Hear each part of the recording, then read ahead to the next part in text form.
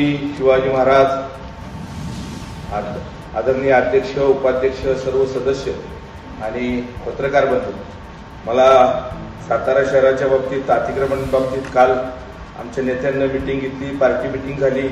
अतिक्रमणाच्या बाबतीत सांगितलं गेलं, पण जे काही सदस्य आता अतिक्रमणाच्या बाबतीत बोलतात, वस्तुस्थिती सातारा शहराची अशीच आहे.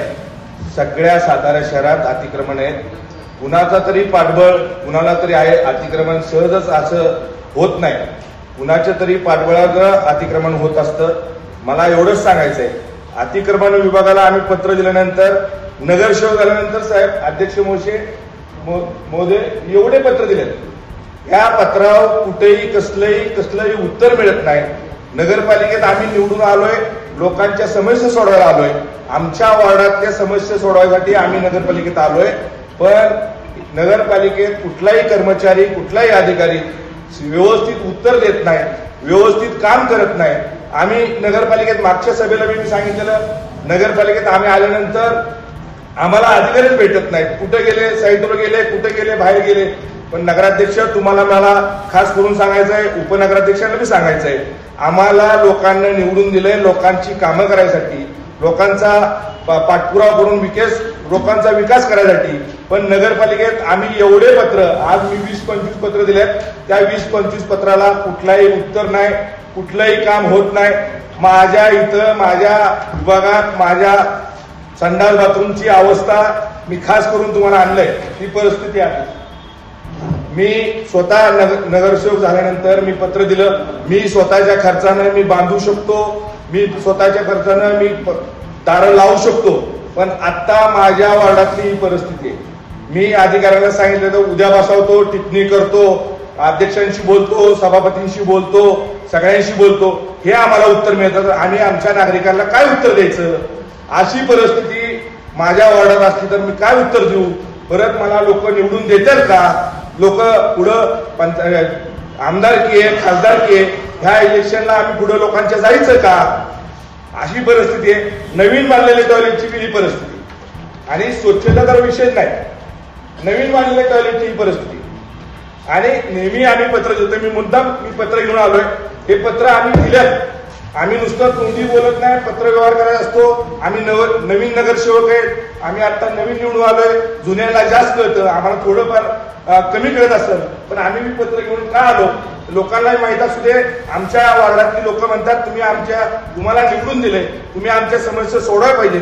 स्वच्छता विभागात कचरा, घंटागाडी खूप बेकार अवस्था आहे. आमच्या त्रिशंकू भागात, विलासपूर, गोळीबारच्या भागात 5-5 दिवस, 4-4 दिवस एका गल्लीत गाडी गेली तर दुसऱ्या गल्लीत जात नाही, तिसऱ्या गल्लीत गाडी गेली तर चौथ्या गल्लीत जात नाही.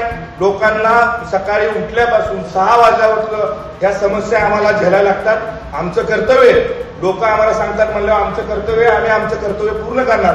पण नगरपालिका, कुठली कर्मचारी, कुठलाही अधिकारी कुठल्याही गोष्टीला साथ देत नाही, कुठली गोष्ट करत नाही.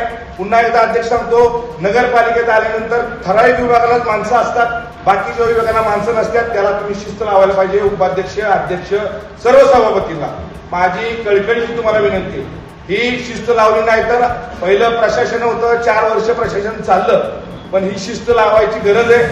मला एवढंच सांगायचं आहे. पुन्हा एकदा सभापती, सगळ्या आणि कर्मचाऱ्यांना तर काय मालकच आहेत, कर्मचारी बोलूनच येत नाही.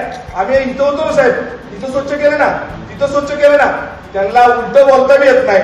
उलट बोललं की परत संघटना, बाकीच्या गोष्टी येणार आहेत. आम्ही आमच्या घरचं काम कुणीच सांगत नाही. आम्ही लोकप्रतिनिधी म्हणून निवडून दिलं. आम्हाला तुम्हाला सगळ्यांना कळकळीची विनंती करायची, अधिकाऱ्यांना असू दे, झाडू मारणारा कर्मचारी असू दे, चांगला कुठलाही अधिकारी असू दे, तुम्ही लोकांच्या सेवेसाठी, तुम्ही या नगरपालिकेचा पगार घेता, तुम्ही या लोकांसाठी काम करायला पाहिजे. अध्यक्ष महोदय, दुसरा विषय, आणि सर्व नगरसेविका आणि नगरसेवक आणि ते जमलेले सर्व नागरिक, माझा असा मुद्दा आहे की आपल्या सातारा शहराच्या प्रवेशद्वार असणारे गोडोली नाका ते साईबाबा मंदिर, इथे जी वाहतूक कोंडी होती ना, त्याच्यावर लवकरात लवकर उपाययोजना करावी. त्या संदर्भात सुरेश भाई आणि मी महाराज साहेबांच्याकडे गेलेलो, पण महाराज साहेब म्हटले की तुम्ही नगराध्यक्षांशी बोलून घ्या, त्याच्यावर उपाययोजना काढा, पण त्याच्यात लवकरात लवकर उपाययोजना व्हावी ही विनंती करते.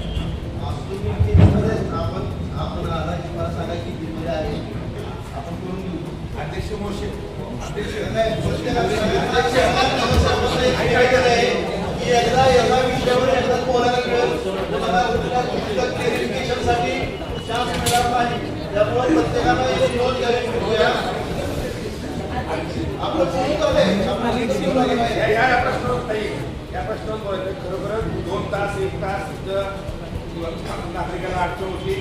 वॉर्ड क्रमांक 16, 17, 18, 19 बनकर साहेबांना माहिती आहे खूप अडचण आहे. तुम्ही 2-3 मिटिंग घेतल्या पण त्याच्यावर मुद्दा त्याच्यावर बोल करून निर्णय घ्या. आमची अशी विनंती आहे. बनकर साहेबांना